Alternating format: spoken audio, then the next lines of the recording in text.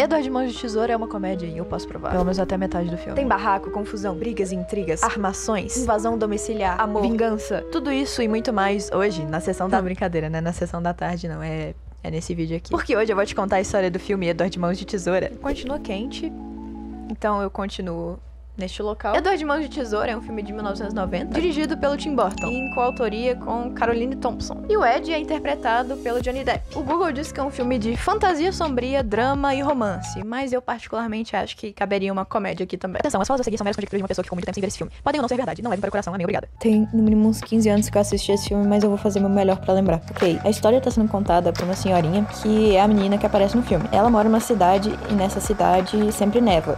Dizem que é por causa da presença do Edward. E esse Edward foi construído por um camarada que não conseguiu terminar de construir ele por algum motivo. E aí ele ficou com as mãos de tesouro expostas. Essa menina topa com o Edward, eu não me lembro como, e eu acho que eles se apaixonam. Mas eu acho que ela tem um namorado. O Edward joga o namorado da janela e aí a cidade deve perseguir ele. Continua nevando pra sempre. Sinal de que ele ainda tá por ali. Edward, Mãos de Tesoura. O filme começa com uma senhorinha observando a neve caindo do lado de fora da janela, falando com a sua netinha. E a netinha tá ali quase sendo engolida pela cama. Olha o tamaninho dela em comparação a essa cama. O número de pessoas por metro quadrado dessa cama aí tá menor que da Antártica. Bom, a menina não consegue dormir e ela pede pra avó dela contar uma história. A avó tá meio com preguiça. No fim, ela decide inventar uma história ali de como surgiu a neve naquela cidade. Só que ela vem com um papo meio estranho, assim, né? Porque todo mundo sabe que a neve surgiu com o Papai Noel. Porque antes de ter Papai Noel, não tinha Natal. Se não tinha Natal, não tinha dezembro, então não nevava. Mas ao invés de contar os fatos, né, que todo mundo sabe que é verdade. Tudo começou por causa das tesouras. Tesouras? Ô mãe, a avó tá delirando de novo. Essa cidade tem um casarão, assim, no alto da montanha, e ela decide que vai assustar a menina, falando que tem um homem que mora lá, e que é por causa desse homem que sempre neva. Esse homem foi criado por um inventor que não tem nome, o nome dele é inventor. Todo mundo sabe que quem tem profissão não precisa de nome. E esse inventor deu tudo que esse homem precisaria pra sobreviver, né? Rins, coração, cérebro. Resta saber onde que ele conseguiu essas partes sobressalentes, né? Espero que tenha sido de forma legal. Legal dentro da lei, né? Não de forma maneira. Porque nem sempre o que é maneiro tá dentro da lei. Só que esse inventor morreu antes de finalizar a obra dele. Ele não conseguiu dar mãos à criatura, ao homem. Um belo dia, uma senhora chamada Peg, que é revendedora Avon, tá passeando ali pela cidade, tentando fazer alguém comprar alguma coisa. Só que ninguém quer comprar nada. Ela passa ali na casa de umas senhoras, né? Uma inclusive, tá muito ocupada. O canador tá lá entupindo o cano dela, desentupindo o cano dela. E ela vai passeando pela cidade, até que ela tem uma excelente ideia. Visitar o casarão abandonado no alto da montanha. Eu não vou julgar. É uma decisão inteligente. Porque o vampiro que mora lá pode estar precisando de um pó de arroz, né? Pra realçar a palidez. Bom, Peg sobe lá, sem medo de ser feliz, sem medo de ser triste também, e nem de ser morta. Peg entra na mansão e ela vê que o jardim tá todo organizadinho, que o corte de cabelo das plantas tá tudo em dia. E ela fica intrigada, né? Porque, tecnicamente, não deveria ter ninguém morando ali. E ela decide que vai entrar, vai invadir a propriedade mesmo. Logo dos Estados Unidos, minha filha, o que você tá fazendo pra você tomar um tiro na cara pouco custa? Ela entra na casa, oferecendo os produtos, vai subindo. No último andar, ela encontra um cantinho, um quarto adolescente meio improvisado, assim, todo bagunçado, uns retalhos de jornal, de revista, pregado na parede, uma cama desarrumada, tal qual a minha. Ela se vira e encontra essa figura aqui, pitoresca. Meu Deus. O que houve com você?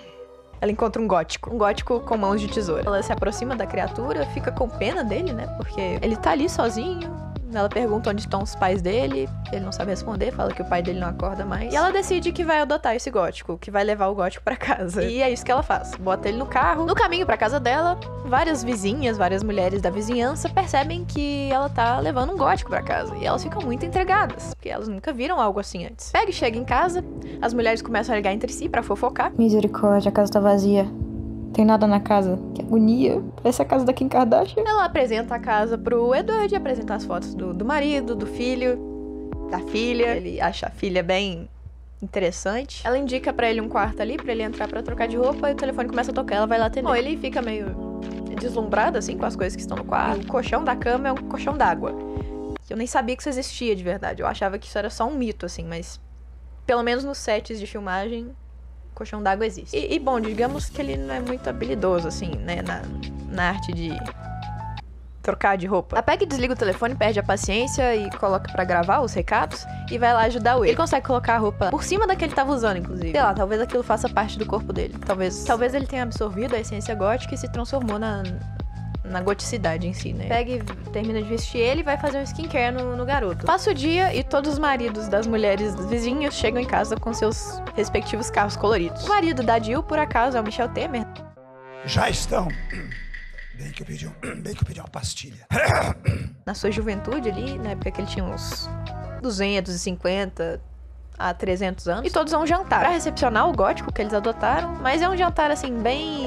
tem uma energia pesada, né? O menino fica olhando o Edward o tempo todo comer, fica fascinado com essa tesoura na mão dele. A mãe fica falando pro menino não olhar pro Edward. E o Michel Temer tenta puxar assunto ali. Porque um vampiro certamente tem assuntos em comum com o gótico. A Kim não tá nesse jantar porque ela saiu pra acampar, sei lá, com os amigos dela. No dia seguinte, o Temer tá podando as folhas. O Edward tá ali acompanhando a cena toda. E ele vê uma oportunidade de mostrar suas habilidades tesourísticas. Começa a picotar um dinossauro na moita ali da frente. Como é que ele sabe o que é um dinossauro? Nesse meio tempo que ele tá ali cortando, chegam as vizinhas e ficam super interessadas no Edward. Principalmente essa aqui, que é a Joyce. Ela não larga o cigarro por nada. E elas se autoconvidam pra um churrasco. A Peg vai avisar o marido dela de que eles vão fazer um churrasco. E nessa hora chega uma mulher lá, que eu não me preocupei muito em gravar o nome dela, muito cristã, e ela fala que o Edward é o anticristo, assim, que ele vai destruir tudo e todos, que ele é do mal. Mas ninguém dá muita bola pra ela, não, e ela sai vazada, assim, tocar o órfão dela.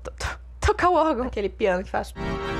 Enquanto a Peg e o Edward estão se preparando ali pra churrasco, o Edward cortando ali a salada, mostra um flashback de quando o inventor decidiu criar o Ed, quando ele tá fazendo biscoitos em formato de coração. Ele pensou, nossa, por que não colocar um coração de verdade, né, nesse robô aqui que corta massa de biscoito? É uma excelente ideia. O que pode dar errado? No meio da tarde, as mulheres, os homens, vai tudo lá pro quintal da Peg. E todos eles acham muito bacana as habilidades do Edward. Nossa, que maneiro, ele sabe cortar mato, ele sabe cortar mato, né? Que é isso que eles sabem que ele sabe fazer. E cada uma vai solicitando o serviço, né? De jardineiro. Principalmente a Joyce. Nesse meio tempo mostra uma lembrança do Edward, o mestre dele tentando ensinar boas maneiras. Só que boas maneiras é muito chato, então ele ensina poesia. Depois desse churrasco, no meio da noite, chega em casa. O namorado da Kim também tá na Kombi. Ele reclama que ele vai ter que dormir na rua se os pais dele não abrirem a porta. Que a casa dele é cheia de segurança, o pai é todo sistemático. E a Kim fala que não vai ter esse problema porque os pais dela não são maníacos por segurança. E que ela também não ligou pra avisar que tava chegando. O que significa que ela não sabe que o Edward tá lá. Chega no quarto dela e se depara com o Fred Krueger deitado na cama dela.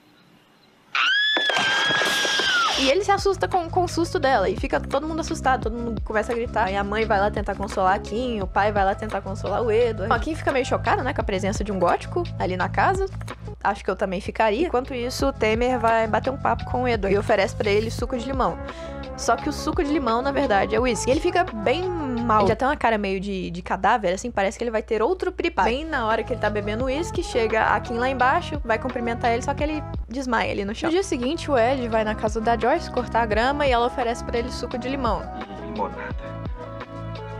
E à noite, rola um jantar com toda a família mesmo, agora a Kim e o namorado dela também, à mesa. E é um jantar bem constrangedor, era a palavra que eu tava tentando lembrar, constrangedor também. E durante os dias que vão seguindo, assim, ele vai sendo chamado pra cortar a grama dos vizinhos. O Temer conversa com ele, né, quer ser uma oportunidade de negócios. Um desses dias que ele tá cortando a grama de uma das vizinhas lá, aparece um cachorrinho, e ele poda o cachorrinho.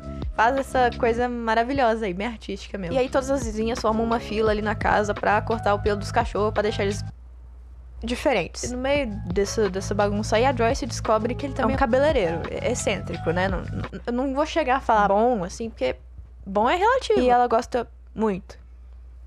Muito mesmo do corte de cabelo. Deixa de ser uma fila pra podar os cachorros, vira uma fila pra podar o cabelo das mulheres. Depois disso, o Ed é convidado a participar de um programa de televisão, onde ele mostra suas habilidades de corte, né? De cachorros, de grama, de cabelos humanos. E alguém ali da plateia pergunta se é solteiro, se ele tem alguém. Enquanto isso, Kim, a criança e o namorado da Kim estão assistindo de casa e rindo da cara do coitado, porque ele leva um choque. E meio que é um consenso ali que o Edward gosta da Kim. Uma outra pessoa pergunta ali se ele pretende abrir o próprio negócio. A princípio ele fala que não, assim, mas a Peg super apoia a ideia. O Ed volta pra casa e ele se depara com a Kim e o namorado dela tentando entrar. Ele arromba a porta, né, mostrando que ele tem mais uma habilidade aí. E os dois entram e falam pra ele gritar se tiver alguém vindo. Jovem é foda, né, mano? E nos dias que seguem, a Joyce vai com ele até um uma propriedade ali, porque ela também quer fazer parte desse negócio, né? Ela quer ser uma sócia. E aí ela mostra ali os arredores, ele dá a ideia da Peg vender os produtos dela ali no balcão. Ela mostra realmente o que ela queria mostrar, né? Que é os fundos. O Edward fica meio sem entender, assim, né? Mas aí quando ele sabe o que tá acontecendo, ele vai embora. Porque o coração dele pertence a Kim, né? Todo mundo sabe o coração que antes pertencia a outra pessoa. O Ed tinha combinado de encontrar com a família numa lanchonete e ele conta o que aconteceu. E ela me mostrou a sala dos fundos e começou a tirar a roupa. Eduardo, você nem imagina como estou empolgado. Estou muito contente. E todo mundo fica chocado, menos o Temer. Bom, nesse meio tempo que os pais do namorado da Kim são super controladores, não deixam ele fazer nada, ele planeja entrar na casa e pegar as chaves do carro pra eles poderem andar no carro, pelo que entendi. Se é que eu entendi alguma coisa, porque eventualmente eles iam descobrir que ele tá com a chave do carro, né? Mas como eles sabem que o Edward é capaz de abrir porta, ele arrombou a porta da casa, eles decidem chamar o Ed pra invadir a casa do namorado da Kim, que eu foda-se o nome dele, não li. Eles dizem pra ele que aquela casa é de um cara que roubou alguma coisa do namorado dela. Essa pessoa roubou de você? Fale mais baixo. Já disse que roubou, certo? O alarme, eles vão entrando, só que na hora que ele entra na casa em si, na hora que ele entra na sala, que supostamente tá a chave, todos os alarmes se armam, a porta tranca e ele fica preso ali. E o bando de covarde que tava junto com ele vai embora, inclusive a Kim. Não podemos deixá-la aqui! Putz, que merda. O Edward fica ali, a polícia chega, destranca tudo, manda ele vazar da casa, ele sai, só que ele tem tesouras na mão, né? E a polícia acha que tá armado e quase atiram nele, mas as vizinhas vão lá defender o coitado. E é isso, ele vai pra delegacia, passa a noite na delegacia, segue o Temer, chegam ali na delegacia pra soltar o Edward. Todo mundo concorda que ele fez aquilo porque ele tá isolado há muito tempo naquela torre, então ele não tem modos, não aprendeu moral e bons costumes. O policial fica preocupado se ele vai ficar bem no meio daquelas pessoas daquela cidade, que já estão começando a fofocar dele, inclusive, falar que ele não presta, já estão começando a dar ouvidos a muito cristão. Mas enfim, ele acaba voltando pra casa. Jantam normalmente, quase normalmente, né? Porque o pai fica tentando dar uma lição de moral. Você vem andando pela rua, encontra uma mala cheia de dinheiro. O que você faz? Eu ficava com o dinheiro todo pra mim. Eu fico com a grana. É, esse moleque sabe das coisas. E a Kim, que antes era muito distante, fica tentando ajudar o Ed. Provavelmente por culpa de ter deixado ele pra trás. E ouvido do namorado. E agora ele tá se tornando um controlador, né? Ele parecia ser um cara legal, agora tem que ter um motivo, né? Pra ela trocar de par romântico. Ops, dei spoiler. A Kim agradece o Ed por não ter contado que invadiu a casa. Comenta, né? Ele deve ter ficado muito decepcionado quando ele descobriu de quem era a casa. Ele fala que ele já sabia, mas que ele fez mesmo assim. Então por que fez aquilo? Porque você me pediu. A Kim fica muito culpada. No mesmo dia, ela tem uma conversa ali com o namorado dela. Ele vai embora, só que o Ed fica... E aí ele arranha as cortinas, arranha o papel de parede do banheiro, o que vai acumulando, né? Desconfiança das pessoas. Ele faz uma coisa, a galera desconfia que ele é ruim, e ele faz outra coisa que só confirma basicamente viés. Vai chegando o Natal, Peg vai fazer uma festa de Natal na casa dela, convida as vizinhas escrotas. Todo mundo fechou a porta na cara dela no começo do filme. As mulheres vão dando migué, assim, falando que vão, só que nenhuma delas quer ir de verdade por causa do Ed, que elas têm medo do Ed. Ele foi de celebridade a aberração rapidinho, assim, ó. Demorou 2 semanas. Ninguém aparece pra festa e ele tá fazendo uma escultura de gelo no quintal. E começa a nevar por causa dessa escultura. Vai picotando o gelo e começa a voar pedaços de gelo por aí. Chega aqui e começa a girar lá no quintal, rodar, feliz da vida, porque ela tá vendo neve pela primeira vez. Aí chega o namorado dela, o ex-namorado agora. O Edward assusta e acaba cortando a mão dela. Foi sem querer? Foi. O cara diz que ele fez aquilo de propósito, começa a brigar com ele e manda ele embora. Quem dá um esporro no namorado dela, fala que ela não quer saber mais dele, ele vai embora, puto da vida. Ela entra, a mãe tenta estancar o sangue ali, mas ela quer ir atrás do Ed também. O pai sai, vai atrás do Ed, a mãe fica em casa com a filha. No caminho, o Ed vai destruindo tudo, na perna dos pássaros que ele fez, furando pneu, fazendo a festa. Ele até faz um demônio na janela da mãe do cristã lá pra dar um susto. E aí ela chama a polícia. Ninguém consegue achar o Ed, o pai volta pra casa e ele vai sair de carro com a mãe. A Kim fica em casa. Nisso a gente encontra o Ed sentado ali na calçada, pensando na vida, percebendo que ele não é mais bem-vindo naquela cidade. Chega um cachorrinho e lambe a cara dele, o que faz ele ficar um pouquinho mais feliz. Ele decide que vai voltar pra casa agora, que já tá na hora. A Kim pede um abraço, que supostamente ele não consegue dar, porque ele se convenceu com as palavras do namorado dela, né? De que ele machuca tudo que ele toca. Tem o flashback final. É Natal. E o inventor ia presentear o Ed com mãos. Só que não deu tempo dele implementar as mãos no Ed. Teve um piripaque ali antes e faleceu. Ela dá um abraço nele mesmo assim. Isso, o garotinho, o irmão dela, tá voltando pra casa. E ele quase é atropelado pela van do ex-namorado aqui. E o Edward vai salvar o moleque, só que acaba empurrando ele na grama. E na tentativa de acalmar o moleque, ele vai e faz um corte na cara dele. E todos os vizinhos vêm, o que vai corroborando, vai virando uma bola de neve. Aí chega a polícia e, bom, a Kim fala pra ele fugir. E ele foge. Foge em direção ao casarão. Chegando no portão do casarão, o policial ali dá uns 3 tiros. Vai embora. E ele fala pras pessoas que acabou tudo. O que dá a entender que ele matou o Ed. Só que mesmo assim a mulherada vai e sobe a montanha. Nisso, a Kim já saiu correndo, ela conseguiu chegar antes. E ela vê o Ed lá em cima. Ela chega lá, eles têm uma conversa. Aí quem que aparece? O ex-namorado surtado da Kim. Com uma arma, né? Com uma arma. A menina fica lá gritando, não, para, não sei o quê. Em vez de fazer alguma coisa, ela fica fazendo isso o tempo inteiro. Ela não faz nada, só... Ah, não, ela pega um pau e dá na cara dele. Parabéns por ter feito o mínimo, Kim. Parabéns. Você é uma heroína mesmo. Aí é uma treta danada, né? Porque cai uns pedaços de teto ali no Ed. Parece que ele morre, não morre. Ele ressurge, ele dá cinzas, dá uma facada no bucho do ex-namorado surtado. E ele cai da janela. E as mulheres estão subindo a montanha, chegando em busca do Edward, em busca de vingança, em busca de matar o monstro, tal qual Frankenstein. E a Kim tem uma ideia, né? Ela fala que ama o Ed, dá um beijo nele e vaza. No saguão, ela encontra um braço mecânico que ela usa pra convencer as mulheres lá fora de que tanto o Edward quanto o ex-namorado surtado morreu. Que ele empurrou o cara e caiu o teto em cima dele. Aqui está. E o cigarrinho na mão. O pessoal acredita e vai embora pra casa. A gente volta pra velhinha no quarto com a menina e a cama é enorme. E a menina pergunta como é que a avó sabe dessa história. Porque eu estava lá.